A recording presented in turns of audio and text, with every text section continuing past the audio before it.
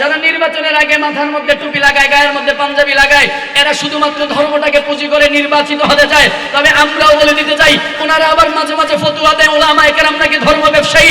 আমরা বলতে চাই, যারা নির্বাচনকে পুঁজি করে মাথা পাঞ্জাবি লাগাইছো, তোমরাই হলো জমিনের মধ্যে আসল ধর্ম ব্যবসায়ী।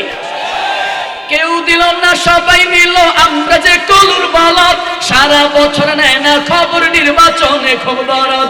নির্বাচনের আগে নেতায় ধরে কত রকম বেশ, দেখতে দেখতে গোল্লায় গেল আমার সোনার বাংলাদেশ, দেখতে দেখতে গোল্লায় গেল আমার সোনার বাংলাদেশ। ঠিক কিনা? দেশের প্রতি মহব্বত ভালোবাসা আছে না নাই? যদি দেশের প্রতি মহব্বত থাকে, আমরা তো বলতে চাই শুধুমাত্র ঈমান না থাকা পর্যন্ত আমাদের অন্তরটা সীমাবদ্ধ না, বরঞ্চ আমাদের অন্তরের মধ্যে দেশের 56,000 বর্গ মাইলের জন্য ভালোবাসা রয়েছে অগাধ। যেই ভালোবাসা দিয়া আমরা আমার দেশকে আগলে রাখতে চাই। ভারতের কোনো দাদাবাবুদের দালালেরা, ভারতের দিল্লির আগ্রাসনের কোনো দাদাবাবুরা যদি আমার এই ভালোবাসার মানচিত্রের উপরে, আমাদের ঈমানদারদের এই মানচিত্রের উপরে কেউ যদি আঘাত হানতে চায়, ওই ভারতের দাদাবাবুদের ওই হাত আর চক্ষুকে আমরা উপরে ফেলে দেব। শুধুমাত্র ঈমান পর্যন্ত আমরা শান্ত না। আমরা জবান থেকে শুনেছি, আমাদের সাহাবায়ে কেরামদের জবান থেকে শুনেছি, হুব্বুল ওয়াতান মিনাল ঈমান।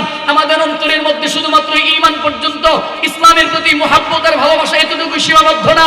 যতটা ইসলামের প্রতি আমাদের মহব্বত আছে, ঠিক ততটা আমার এই দেশের মানচিত্রের প্রতি আমার মহব্বত আছে। কারণ আমার দেশ আমার ঈমানের অর্ধেক, আমার দেশ আমার ঈমানের অঙ্গ।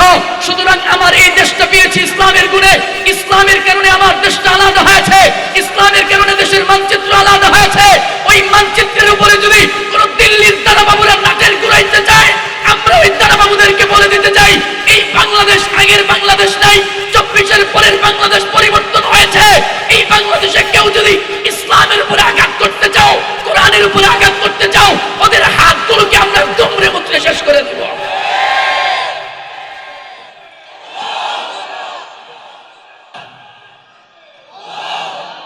দীর্ঘ স্বাধীনতার 54 বছর পার হয়ে গেল, বড় কষ্ট আর দুঃখ নিয়ে বলতে হয়। স্বাধীনতার 54 বছর পার হয়ে গেল, আজও পর্যন্ত স্বাধীনতার সুফল আমরা এখনো পর্যন্ত ভোগ করতে পারি নাই। কারণ যখন আপনি আমি যখনই হক কথা বলতে যাব, তখনই দেখা গেছে এই অর্ধশত স্বাধীনতার অর্ধশত বছরের ইতিহাসে যখনই কেউ হক কথা বলেছে, তার ঠোঁটের মধ্যে তালা লাগায় দিছে। যখনই হক ধরতে গিয়েছে, হাতের মধ্যে হ্যান্ডকাপ পরায় দিছে। হক পথে চলতে গেছে, পায়ের মধ্যে বেড়ি পরায় দিছে। আমরা বলতে চাই, এই স্বাধীন বাংলাদেশ আগের মতো নাই। যারা আমাদেরকে শোষণের নামে, শাসনের নামে শোষণ করতে চাও, সাবধান হয়ে যাও। আগামীর বাংলাদেশ হবে ইনসাফের বাংলাদেশ, আগামীর বাংলাদেশ হবে ইনকিলাবের বাংলাদেশ, আগামীর বাংলাদেশ হবে ইসলামের বাংলাদেশ, আগামীর বাংলাদেশ হবে কোরআনের বাংলাদেশ।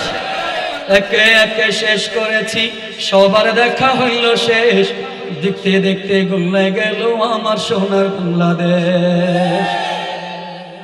একে একে শেষ করেছি, সবার দেখা হইল শেষ, দেখতে দেখতে গোল্লায় গেল আমার সোনার বাংলাদেশ, দেখতে দেখতে গোল্লায় গেল আমার সোনার বাংলাদেশ। যাদের হাতে যায় ক্ষমতা, দেশ যেন বাপের ভিটা, রাখতে চেয়ে শুরু করে ভারতের পাচাটা। যাদের হাতে যায় ক্ষমতা, দেশ যেন বাপের ভিটা, রাখতে চেয়ে শুরু করে বিদেশিদের পাচাটা। বিদেশিদের কথা মতো চালায় তারা নিজের দেশ, দেখতে দেখতে গোল্লায় গেল আমার সোনার বাংলাদেশ, দেখতে দেখতে গোল্লায় গেল আমার সোনার বাংলাদেশ। কেউ দিল না সবাই নিল, আমরা যে কলুর বলদ, সারা বছর নেয় না খবর, নির্বাচনে খুব দরদ। আছে না নাই? এমন নেতা বাংলাদেশে আছে না নাই? যারা নির্বাচনের আগে মাথার মধ্যে টুপি লাগায়, গায়ের মধ্যে পাঞ্জাবি লাগায়, এরা শুধুমাত্র ধর্মটাকে পুঁজি করে নির্বাচিত হতে চায়। তবে আমরাও বলে দিতে চাই, ওনারা আবার মাঝে মাঝে ফতোয়া দেয় উলামায়ে কেরাম নাকি ধর্ম ব্যবসায়ী। আমরা বলতে চাই, যারা নির্বাচনকে পুঁজি করে মাথায় টুপি আর গায়ে পাঞ্জাবি লাগাইছো, তোমরাই হলো জমিনের মধ্যে আসল ধর্ম ব্যবসায়ী। কেউ দিল না সবাই নিল, আমরা যে কলুর বলদ, সারা বছর নেয় না খবর, নির্বাচনে খুব দরদ।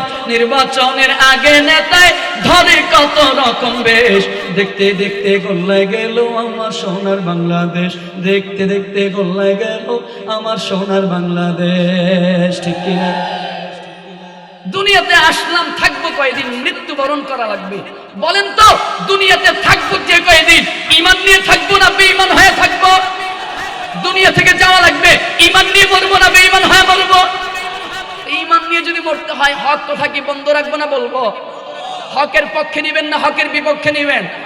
অত্যাচারের ভয়ে, জুলুমের ভয়ে, অত্যাচারের ভয়ে কি জবান বন্ধ রাখবো, নাকি সবাই প্রতিবাদী ইনকিলাব মঞ্চের মতো সবাই প্রতিবাদী হয়ে দাঁড়ায় যাবো? বড় দুঃখের সাথে বলতে হয়, আমাদের প্রিয় ভাই শরীফ ওসমান হাদির আজকে প্রায় 1.5 মাস হয়ে গেল, আজও পর্যন্ত এই বাংলার জমিনের মানুষেরা তার হত্যার বিচারটা এখনো পর্যন্ত পায় নাই। এখনো পর্যন্ত তার হত্যার বিচার বাংলাদেশের স্বাধীন জনগণ দেখতে পারে নাই। এটা আপনার আমার জন্য দুঃখের ব্যাপার। 2024-এর স্বাধীনতার পরেও যদি এই খুন গুম ধর্ষণের বিচার যদি বাংলার জমিনের মধ্যে না হয়, তো যতদিন পর্যন্ত ইসলাম এই জমিনের মধ্যে কায়েম না হবে ততদিন পর্যন্ত এই দেশের মানুষ ন্যায় আর নিষ্ঠার শাসন খুঁজে পাবে না। এজন্য ইসলামের বাংলাদেশ করার বিকল্প কোনো ব্যবস্থা বাংলাদেশে হতে পারে? আপনারা রাজি আছেন ইনশাআল্লাহ? ঐক্যবদ্ধভাবে তৈরি আছেন ইনশাআল্লাহ?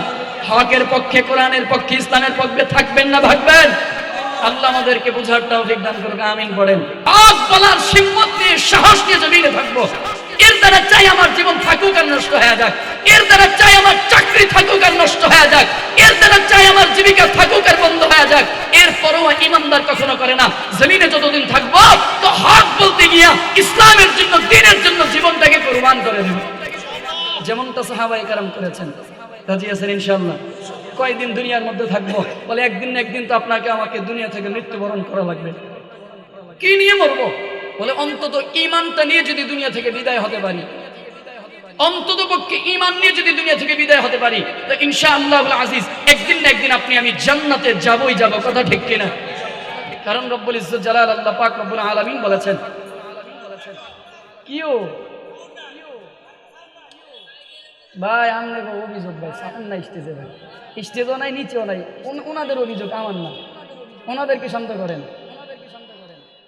নবীজি সাল্লাল্লাহু আলাইহি ওয়াসাল্লাম বলেছেন, মান ক্বালা লা ইলাহা ইল্লাল্লাহ দাখালাল জান্নাহ। অন্ততপক্ষে ঈমানটা যদি আমরা আনয়ন করতে পারি, রাসূল বলেন কেউ যদি পড়লো লা ইলাহা ইল্লাল্লাহ মানে ঈমান আনয়ন করছে, তো নবীজি সাল্লাল্লাহু আলাইহি ওয়াসাল্লাম বলেন এই মানুষটা জান্নাতের মধ্যে প্রবেশ করে ফেলেছে। ঈমানের দাম কত? রব্বুল ইজ্জত জালাল আল্লাহ পাক রব্বুল আলামিন বলেন কোরআনুল কারীমের সূরা কাহফের 107 নম্বর আয়াতে কারীমার মধ্যে আল্লাহ বলেন,